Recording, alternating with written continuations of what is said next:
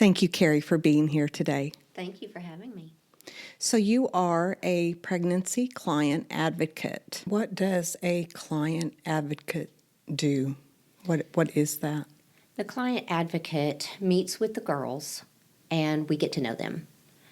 So they come in, they're scared. They are literally in a tornado of life. They have found themselves pregnant. They're a teenager. A lot of them are in junior high, high school, first year of college, and they have truly found themselves scared and in a tornado. And so we meet with them and we get to know them. We share stories. We share our own stories and help them get to know us so that we develop relationship with them. And then after we get to know them and hear their story and where they're coming from, then we will do, what they need. If they're in there for a pregnancy test, then we'll run the pregnancy test. If they're there for STD testing, ultrasound, things like that. So what do you normally see in a young woman? Is it embarrassment? Is it nervousness? Is it shame? Is it confusion? Is it truly wanting some counsel and some guidance and direction, options? Or do they somewhat already have their mind made up about their situation? We do have some that already have their mind made up, or so they think. Most of them come in there scared to death and confused. They found themselves in this situation. They don't know what to do. Maybe they have told their parents, maybe they have not. Normally, all of them have already told the father of the baby that they're pregnant, and that sways them a lot in their decision on what they want to do, what the father of the baby wants to do. Now, I will say that a lot of times the father of the baby is very supportive and says, whatever you want to do, that's what we'll do. I'll support you. But these girls, especially the ones that are seniors in high school or first year in college, they are just beginning their adult life. And they found themselves in this situation and they don't want any part of it. They don't think that they can go through with it and still have the life that they've chosen. So what are the options that really are on the table for a young woman in that situation? Parenting, of course, and we have a lot of help with those that choose to parent. Of course, adoption is an option. They can choose adoption for their child. And like I said, with the parenting, we tell them, because they come in there fearful that they're all alone and they have no support. They come in there, I don't have a job, I don't have a source of income, I have no way to support this child. And we let them know that we have parenting classes. And what these are videos that we can send straight to their phone. We can text these videos to them. And they're videos that have to do with being pregnant. It takes them through their whole pregnancy and birth and first year of life and on until, adulthood. We have all kinds of videos. And also for the parents, we have parenting videos for them about relationship with a partner and how to find a job and how to save money, just life skills. And we can text these videos straight to their phone and they can watch them. At the end of every video is some questions, and they answer the questions and then just send the video straight back to us, and they earn points. And like if a video is 30 minutes long, then they've earned 30 points to shop in our baby boutique. Our baby boutique is stocked with everything that they could possibly need for their baby. We have everything from spoons and pacifiers to clothes to strollers, car seats. Sometimes we get baby beds donated. We have bassinets. And all of this is basically free to them. All they have to do is watch these videos, these parenting videos. And then once a month, they can sign up for our diaper program. And once a month, they get a package of free diapers and a package of free wipes. And so we let them know that you're not alone. You don't have to find everything on your own. And a lot of them get very encouraged by knowing that, and they immediately sign up for the classes. And we have so many that are actively working those classes and come in and shop the baby boutique. Now, you mentioned a lot of them are there and they already have the preference of the father in mind when they visit you. Who has more rights, the woman or the father? As long as the girl is single, they're not married, it's going to be her. It's what she wants to do with her life and the life of her child. It's her decision. Do you mind if we do a little role playing? Sure. Okay. So I am coming in to your facility. I'm going to be young. I'm going to be 18 years old. I'm going to be 18 years old. No one knows. I have not told anyone. And come from a situation where I feel if anyone knew, I would be judged. What would you say to me? I'm coming through your doors. Okay. What would you say? Okay. Well, I'd walk in to the room where you're seated and I'd say, "Hi, Julie. My name is Cari. It's nice to meet you, and I'm glad that you came here today. Can you tell me the potential father's name?" And then you would tell me. I'd say, "How long have y'all been together?" I've heard answers from, "Well, we're not together. It was a one-night stand," to 3 months, a year. And then I'd say, "Okay, well, how did y'all meet?" I'd try to make it uplifting and fun. How did y'all meet? Well, I've heard answers from to a friend's house, high school, work. And then I'd say, "Okay, have you told him, Julie, that you might be pregnant?" No, I am assuming that he would want to have nothing to do with me or the baby. Have y'all talked about the possibility of getting pregnant before? Oh, no. So No. you just assume that that's how he would feel? Have you told? So you haven't told your parents? No. How do you think that's going to go? I think they would probably disown me. Okay. Okay. So how are you feeling about being pregnant yourself? I haven't had a chance to even really think about it. I'm worried. I feel alone, and I just need you to help me get in that right headspace so that I can deal with it. Okay. And just what are my options, and just help me. Okay. Well, please know that, first of all, you're not alone. We have so many resources that we can help you. And we are here to walk along beside you. You are not alone. Even though we don't know each other, you are not alone. You don't have to be alone in this. Can you go with me to tell my parents? I cannot go with you, but you can bring your parents into our facility, and we would sit right beside you and help you explain to them the situation that you're in. We'd kind of work as a mediator with you and your parents so that everybody stays calm. But yes, we could definitely help you tell your parents, but they would have to come to our facility, and we are more than happy to do that. And what if my parents have a preference as to what they think I should do? Ultimately, it's your choice. It's your body. It's your child. There is adoption. You could put the baby up for adoption. There's lots of families that can't have children of their own, and they would love to have a child. So there's that option. And then there is facilities here in our town that will take you in, like, say your parents kicked you out, and of course we wouldn't want that. We'd hope that didn't happen, but it happens. And if it did, there's facilities here that will take you in through the duration of your pregnancy and help you and take care of you and be at the hospital with you when you give birth. But I would definitely want a chance to talk to your parents along with you and see if we can't come to some understanding, some common ground. Okay, I'm going to go back to my age now, Okay. unfortunately. You're local, and we're recording from Fort Smith, Arkansas.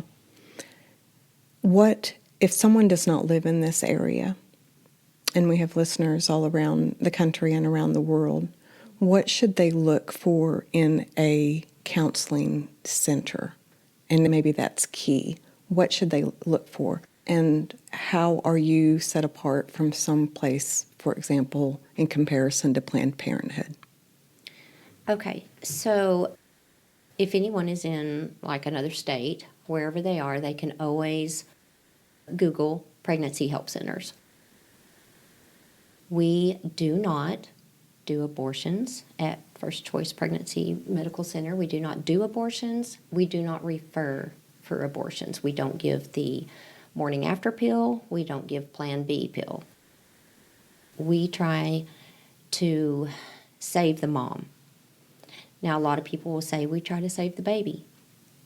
No, we try to save the mom. If you save the mom, you save the baby.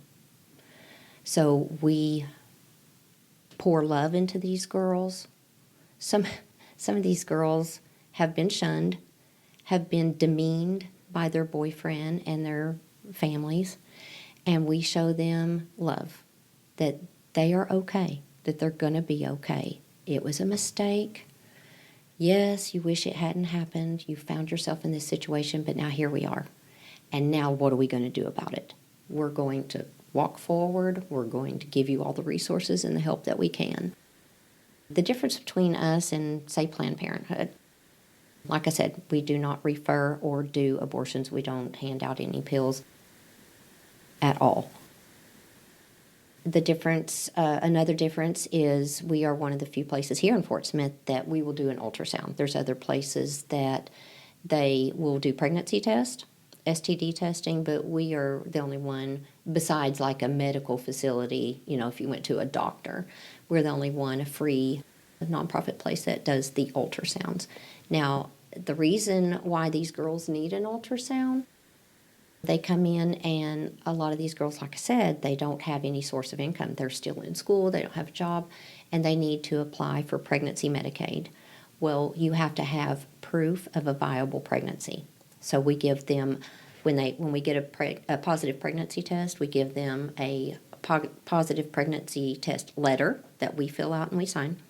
And then if they're not very far along yet, say they are less than 7 weeks along, then we bring them back in about 2 more weeks for an ultrasound, just so that we have a good ultrasound. If you do one before 7 weeks, you're going to see a gestational sac and a yolk sac.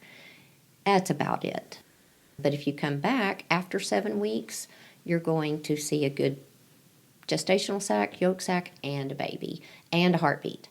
And so we have to verify fetal heart movement to be able to say, yes, this is a viable pregnancy. And then we give them a letter saying that they have a viable pregnancy, and then they can file for pregnancy Medicaid. And what does pregnancy Medicaid cover? Pregnancy Medicaid will cover their doctor visits and all their prenatal care and their hospitalization. At 100%? I do not know that. I'm not sure about that. So let's go back to options, because perhaps a lot of young women do not understand their options, or are not ready to hear their options. So I want you to walk through again the options that are available for young women. Well, of course, at our center. And the positive and also the negative to each one, that if there is a negative. Okay. For me, parenting, there's not a negative. There's nothing greater in the world. And I think, of course, if the girl is 13, 14, and, of course, she's not ready to be a parent. She's a child herself. And if her parents aren't willing to take and raise this child, then I think adoption would be a great option for her. I don't see any negatives for adoption. I don't see any negatives for parenting as long as she has a good support system. And of course, we have a lot of girls that come in and they come in with their mind made up that they want an abortion. They don't want to talk about anything else, and they'll tell us, I don't want to hear anything else. I want an abortion. That is what I'm here for. And then we let them know, that is not what we do. And then the first thing we do when we are talking to them is we ask, have you ever had an abortion? Do you know anyone that's ever had an abortion? Most of the time it's no. Or at least that's the answer we get. Once in a while we'll get, yes, I know someone that's had an abortion. And then we'll say, do you know how they're handling that? Do you know how they are? And then we'll let them know that abortion isn't just a quick fix to a problem, what you consider a problem. A lot of these girls will say, we will ask them, do you think that at the point that you are right now, 6 weeks, 5 days, do you think that this is a baby? Well, what we're finding out is in schools, they are being taught that it's not a baby. They're being taught that right now it's just tissue. Just tissue. And that's why abortion is okay to them, is it's just tissue. It's not a living thing. It's not a living being. Well, we educate them. That is our big thing, is we want to educate these girls so they can make a better choice for themselves, an educated choice. And so we let them know that at the moment of conception, at that moment, that is when this is a life. It's a human. And that is before we let them know that is before that this life has even implanted in the uterus. It's still in the fallopian tubes coming through to the uterus. It's already a life.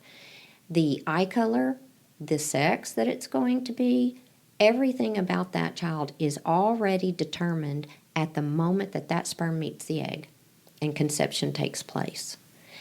And then we show them that at 5 weeks, the heart begins. And, a lot of them are amazed that this 5-week tissue has a heartbeat. And we educate them that heartbeat is life. A heartbeat means that this is a living being, not tissue. Tissue does not have a heartbeat. Tissue is not life. And so we are really big on educating these girls into what is truth instead of what they've been taught in schools. And a lot of times we'll be able to change their mind. We'll be able to turn them to a different decision based on just the education that we've given them. And we've walked a lot of girls through that. Why are those decisions better than the alternative? Why is choosing life better than, well, because God is the only one that can give and take away life. It is not for us to take away. And if you're not Christian and you don't hold that belief, what is a good... We just try to educate them that, well, we have had some that just absolutely don't believe. We have those that are atheist, and, we try our best. We present the gospel. We present, truth as we know it, and sometimes we're rejected, and we can't take it personally, and we don't treat that client any differently. We've had all kinds of religious beliefs, and we've had some that would accept our Bible and our education for them, and they were going to, think on that. They were open to learning more about different things. And we've had some that just have shut us down and said, don't talk to me about Jesus. That is not what I believe, and I don't want it thrown down my throat. And we say, that's perfectly fine. We don't get offended. We don't treat them any differently. We still treat them with love and compassion and respect. But yet they are there seeking something. They're seeking answers and solutions. Right. And we try to give them, we do. We present all answers, all solutions, and sometimes a lot of times we save the babies. There's sometimes that we just don't, and we grieve. There was one time that recently that a girl came in, and she was 17, and she had a boyfriend, and they'd been together for quite a while, but they had not had sex. She didn't tell me why, but just that they had not. But she went out with some friends, and she had just found this guy. They started talking, and she went back to his place, and they had a one-night stand. She got pregnant by the one-night stand. She told her boyfriend, and her boyfriend forgave her, told her that if she wanted to keep the baby, that he would take that child as his own, raise it as his own. And I told her, you found quite a guy in this boyfriend. That I don't know any that would, not many. She claimed to be a believer. She said she was a believer. And so she wanted an abortion. She said that she was not going to tell this one-night stand. She said, I don't even know how to get a hold of him. I know his first name, but I don't even know his last name. And so there was not going to be any kind of communication there. And she said, I'm going off to college. I don't, she graduated from high school a year early just so she could go off to college and go ahead and start her life and her career. And she said, I don't want this. It's not even my boyfriend's, and I don't want this. Well, we told her all the resources of help. I gave her the option of adoption. And she said, truthfully, I don't want to tell my parents. She said, I don't know what they would do. They might disown me. And she said, I don't want to have to tell my parents. So if I have an abortion, I never have to tell anyone. And so I told her, I said, but you don't know the scars that's going to leave on your life. You have no idea the long-term scars that's going to follow you the rest of your life. And I tried to explain to her all the options there, what she could face. And so she agreed to come back in 1 week for a second ultrasound and bring whoever she wanted. We said, you can bring whoever you want, and, we can, if it's your parents, we'll help you, talk through that with your parents. But so she made the appointment. She did not want a picture of the baby on ultrasound, and that was kind of a red flag. If they don't want to accept a picture, then that's kind of a red flag for us. But anyway, so a week later came, her appointment day came, and she didn't show.